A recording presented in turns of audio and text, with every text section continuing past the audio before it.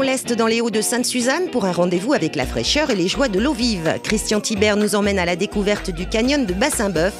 C'est parti pour une aventure ludique ouverte à tous, sportifs ou non. C'est un canyon qui, sur une demi-journée, va regrouper un petit peu tout ce que l'on peut trouver dans un canyon de journée, donc à savoir du rappel, du saut, de la tyrolienne, du rappel guidé, voilà, toutes ces choses-là, de la natation bien sûr, de la nage du moins, toutes ces choses-là vont être regroupées sur une demi-journée.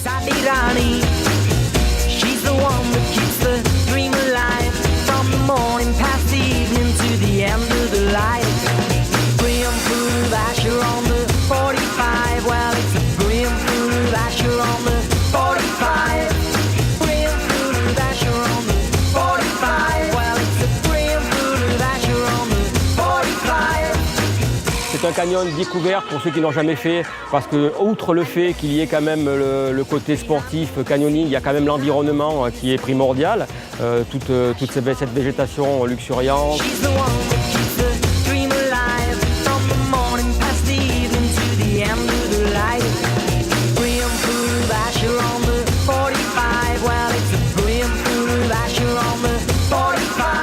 On a un petit rappel pendulaire qui fait à peu près 16 mètres, qui peut impressionner par la hauteur, parce que 16 mètres c'est toujours impressionnant quand on dit 16 mètres, mais qui en réalité se fait très bien, dans la mesure où toutes les mesures de sécurité sont adaptées, donc il n'y a aucun souci. Ensuite il y a une petite traversée de bassin, ensuite on arrive sur un secteur on va dire les premiers sauts, où les sauts donc varient de 1 mètre à 6 mètres, sachant que rien n'est obligatoire, chacun peut sauter de l'endroit où il veut et où il se sent surtout.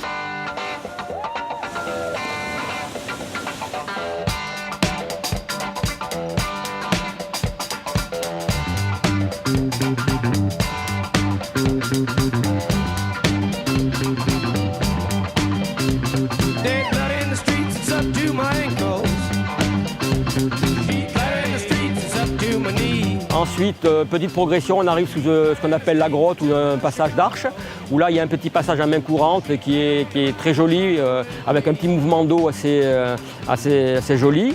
Et là, nous, on installe un rappel guidé, donc c'est simplement une tyrolienne jumelée avec un rappel qui permet d'avoir des sensations un petit peu nouvelles en termes de rappel.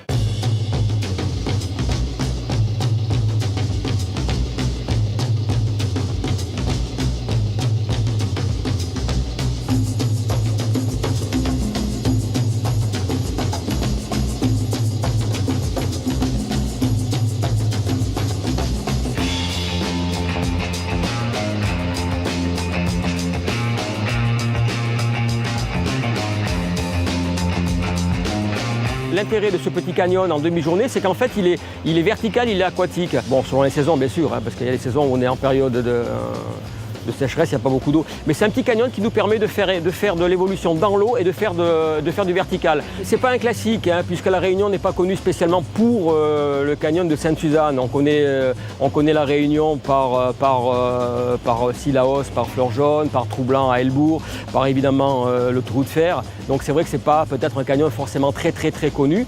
Cela dit, c'est quand même un des canyons les plus faciles d'accès pour quelqu'un qui veuille vraiment découvrir l'activité en restant en sécurité et en se faisant vraiment plaisir.